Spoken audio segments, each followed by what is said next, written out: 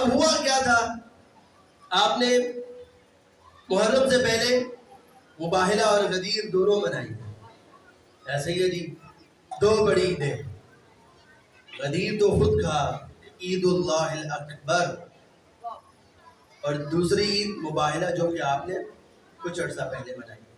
یہ حدیث کتاب میں آیا مباہلہ، آیا تطہیر کب نازل ہوئی؟ آیا مباہلہ کے بعد، جب نبی نے اعلان کر دیا، اس آیت کے نازل ہونے کے بعد نبی اپنی بیٹی کے گھر آئے اور وہاں پر خداوند کریم نے اس آیا تطہیر کو نازل کیا۔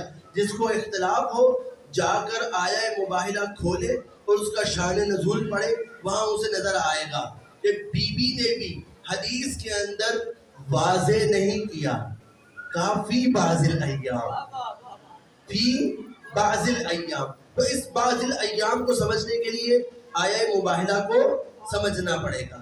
ہوا کیا تھا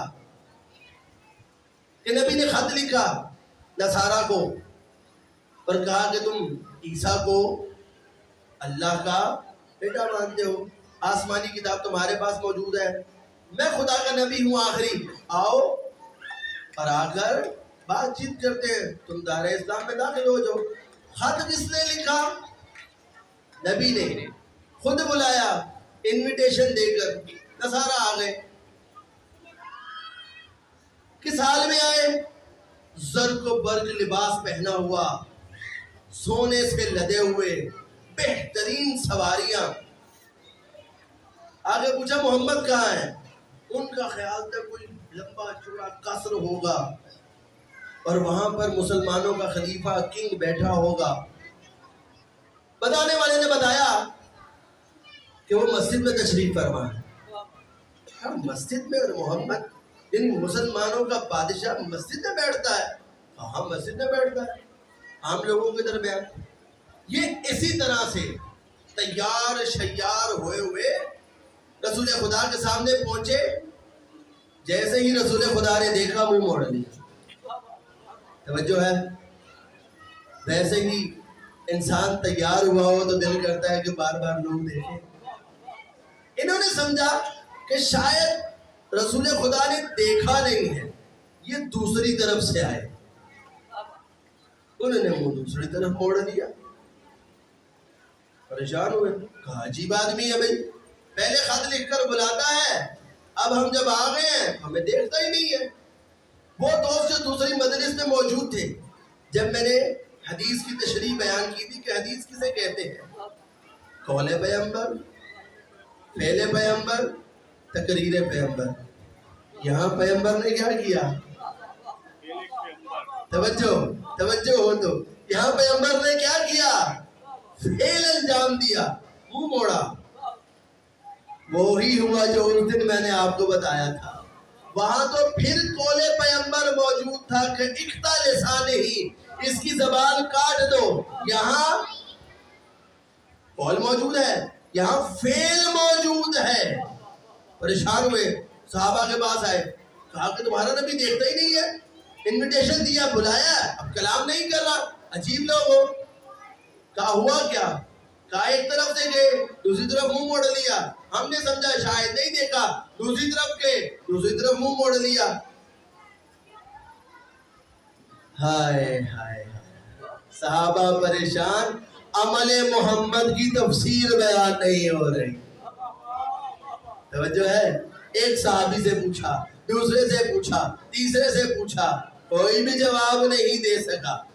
لیکن آگے بڑھ کر امت مسلمہ کے تیسرے خلیفہ نے یہ اجر کمایا، کہا ادھر ادھر کہاں ٹائم ضائع کرتے ہو، آؤ علی کے در پر چلتے ہیں۔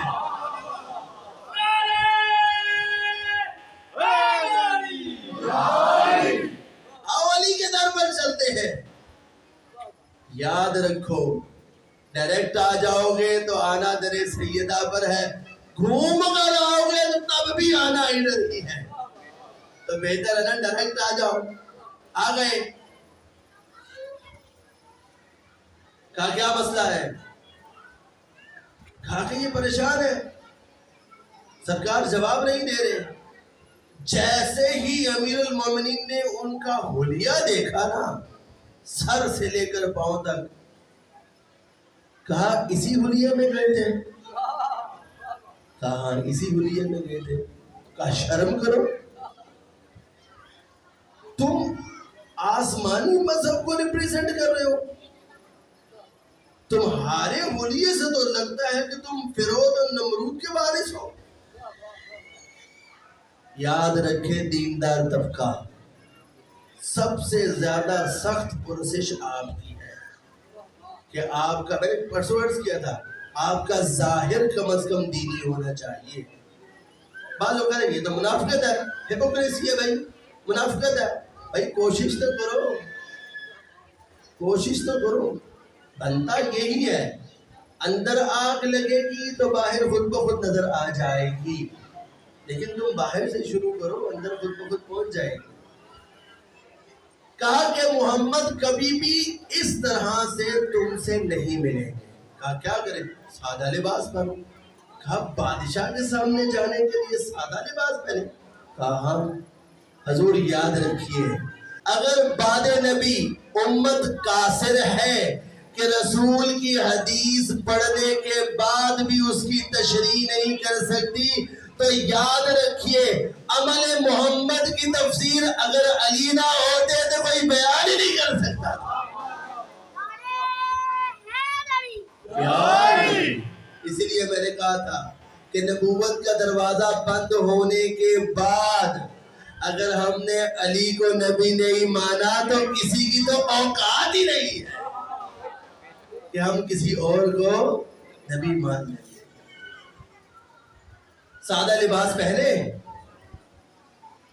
اب جب گئے تو ماجرا ہی الٹ ہو گیا۔ وہی محمد جو ملنے کے لیے تیار نہیں تھے، جیسے ہی مسجد میں داخل ہوئے سرکار نے اٹھ کے استقبال کیا۔ معاملہ کیا تھا؟ تمام موضوعات میں گفتگو ہوئی رسول خدا کے ساتھ۔ یہ کیا کرتے تھے؟ جیسے ہی کوئی بات چیت ہوتی تھی نا تو دوڑ کر جاتے تھے جناب عیسیٰ کے مرتبے پر اور ایک ہی بات کرتے تھے۔ پھر سرکار ان کو اپنی رسالت کی طرف بلاتے، یہ دوڑ کے اس طرف جاتے تھے، اپنی رسالت کی طرف بلاتے، یہ دوڑ کے اس طرف جاتے تھے۔ بعض لوگوں کی عادت ہوتی ہے نا، مکھی کی طرح سارے جسم کو چھوڑ کر جہاں پر زخم ہوگا وہاں پر بیٹھے۔ بعض لوگوں کی عادت ہوتی ہے اختلافی امور کو بار بار چھیڑنے کی۔ کہا سرکار یہ بتائیے، آپ کی ساری باتیں صحیح ہیں، بتائیے عیسیٰ کے بارے میں آپ کا کیا نظریہ ہے؟ سرکار نے کہا ہوا عبداللہ، وہ اللہ کا بندہ تھا۔ کہا نہیں، ہوا ابن اللہ، وہ اللہ کا بیٹا تھا۔ کہا یہ ممکن نہیں ہے۔ یہاں پر رسول خدا خاموش ہوئے، وہاں پر آیت نازل ہوئی، ان مثل عیسیٰ عند اللہ کمثل آدم خلقہ من تراب ثم قال له کن فیکون۔ ہمارے نزدیک عیسیٰ کی مثال آدم کی سی ہے۔ جیسے ہی آیت نازل ہوئی تو سرکار ختمی مرتبت نے پوچھا بتاؤ آدم کو مانتے ہو؟ کہا ہاں پہلے نبی ہے۔ کہا بتاؤ آدم کا تو نہ باپ تھا نہ ماں۔ توجہ ہے؟ تم کہتے ہو عیسیٰ کا باپ نہیں تھا ماں تھی، وہاں پہ تو بدرجہ اولا یہ قرار دینا چاہیے نہ ماں کا وجود ہے نہ باپ کا وجود ہے، اس کے بارے میں کیا خیال ہے؟ کہا ہوا عبداللہ۔ کلرز کیا تھا نا کہ بعض لوگ اپنی دلیل کے پکے ہوتے ہیں اور انہیں پتا ہوتا ہے کہ یہ جھوٹی ہے۔ یہاں پر لاجواب ہو گئے۔ خدا نے کہا خلقہ من تراب، اسے میں نے مٹی سے پیدا کیا۔ کسے؟ آدم کو۔ جب آدم کو میں بغیر ماں اور باپ کے خلق کر سکتا ہوں تو عیسیٰ کو ماں کے ذریعے خلق کرنا تو زیادہ آسان ہے نا۔ تم کس طرح کی باتیں کرتے ہو؟ حضور سنیے گا، یہاں پر انہوں نے آ کر پیغمبر سے بدتمیزی کی۔ 3 دن تک مباحثہ چلتا رہا اور خدا آیات نازل کرتا رہا. جبرائیل بار بار آتے تھے، بار بار آتے تھے، بار بار آتے تھے کہ ان سے یہ کہو، ان سے یہ کہو، ان سے یہ کہو. وہ خدا جو 3 دن تک کلام کرتا رہا اپنے حبیب کی شان میں گستاخی نہیں برداشت کرتا. کیا کہا؟ تفسیر المیزان علامہ محمد حسین طباطبائی درج کرتے ہیں اپنی تفسیر میں، فرماتے ہیں انہوں نے کہا کہ حضرت آپ جناب عیسیٰ کی شان میں تقصیر کر رہے ہیں. مجھے پتا تھا یہ خاموشی چھائے، لیکن اسی لفظ کو میں تھوڑا الٹا کر کے بولوں گا تو سب سمجھیں. انہوں نے کہا کہ آپ جناب عیسیٰ کے بارے میں مقصر ہیں. آپ سمجھ رہے ہیں؟ ہماری قوم کو بتا دیا ہے. وہ کہتے ہیں تم غالی ہو، وہ کہتے ہیں تم مقصر ہو. یاد رکھیں، نہ کوئی غالی ہے نہ کوئی مقصر ہے، صرف اور صرف علم کی کمی ہے. جس دن علم اور معرفت آ گئی، یہ عاشق جو علی کو اس کی شان سے بڑھا دیتے ہیں واپس اپنی جگہ پر آ جائیں گے. ابھی ثابت کروں گا کیسے، ابھی ثابت کروں گا. نہیں برداشت ہوا خدا سے جب انہوں نے کہا کہ آپ عیسیٰ کی شان میں گستاخی کر رہے ہیں اور مقصر ہیں. کہا میرے حبیب ان سے کہہ دو فمن حاجک فیہ من بعد ما جاءک من العلم، کہ تمہیں بہت سارے ثبوت دینے کے بعد، تمہیں علم دینے کے بعد بھی اگر تم اپنے جاہل رویے کے اوپر ڈٹے ہوئے ہو تو فقل تعالوا ندعو ابناءنا وابناءکم، تو لے آؤ اپنے بیٹے، ہم لے آئیں گے اپنے بیٹے، ونساءنا ونساءکم، ہم اپنی عورتیں لے آئیں گے، تم اپنی عورتیں لے آؤ. توجہ ہے، وَأَنفُسَنَا وَأَنفُسَكُمْ، ہم اپنے نفسوں کو لے آئیں گے، تم اپنے نفسوں کو لے آؤ. پتہ یہ چلا کہ خداوند کریم بھی بدتمیزوں سے کلام نہیں کرنا چاہتا. اس لیے یاد رکھو حسینی نوجوانوں، فرش عزا پر آنے والوں، اپنی زبان کو نرم رکھو. تمہارا لہجہ بدتمیزانہ نہیں ہونا چاہیے. اگر سامنے والا بدتمیزی کرے تم خاموشی اختیار کرو. کیوں؟ قرآن بھی کہتا ہے کہ مومن کی نشانیوں میں سے ایک نشانی یہ ہے کہ وَإِذَا خَاطَبَهُمُ الْجَاهِلُونَ قَالُوا سَلَامًا، جب ان سے کوئی جاہل خطاب کرتا ہے تو وہ اس جاہل کی بات کا جواب نہیں دیتے، سلام کر کے آگے بڑھ جاتے. لہذا یاد رکھو بدتمیزی سے کسی سے علی کی بلا منائی نہیں جا سکتی، کیونکہ خدا بدتمیز کو پسند نہیں کرتا. بعض لوگ کہتے ہیں بھائی میں بہت اسٹریٹ فارورڈ ہوں، میں منافق نہیں ہوں. سوری، آپ اسٹریٹ فارورڈ نہیں، آپ بدتمیز ہیں. جی میرے اندر گستاخی کوئی ایسی بات کرے میں برداشت نہیں کر سکتا. بھائی کیوں؟ ساری سچی باتیں تھوڑی ہوتی ہیں. برداشت کرنا ہی اس کو ہے جو ناجائز ہے. جائز تو ہر کوئی برداشت کرتا ہے. بندے بڑے آسانی سے کہتے ہیں میں ناجائز بات نہیں برداشت کر سکتا. معذرت کے ساتھ جناب آپ بدتمیز ہیں، اپنی اصلاح کریں. ناجائزی ہی تو برداشت کرنی ہوتی ہے. یہیں پہ تو ہمارا امتحان ہے. لوگ غلط سمجھ بیٹھے. خدا کہتا ہے کہ میں ستار العیوب ہوں، میں لوگوں کے عیوب پہ پردہ ڈالتا ہوں. تم لوگوں کے عیوب بیان کر کے کہتے ہو میں اسٹریٹ فارورڈ ہوں. نہیں، ایسے نہیں چلے. اگر حسینی ہو تو پھر لوگوں کے عیوب پہ پردہ ڈالنا پڑے گا. کہاں پہنچے تھے ہم؟ کہ سرکار حکم دے رہے ہیں کس چیز کا؟ عیوب کو چھپا. انہوں نے تقسیر کی، کہا کہ میدان میں آ جاؤ. میدان میں آ گئے. اب کیا ہوا؟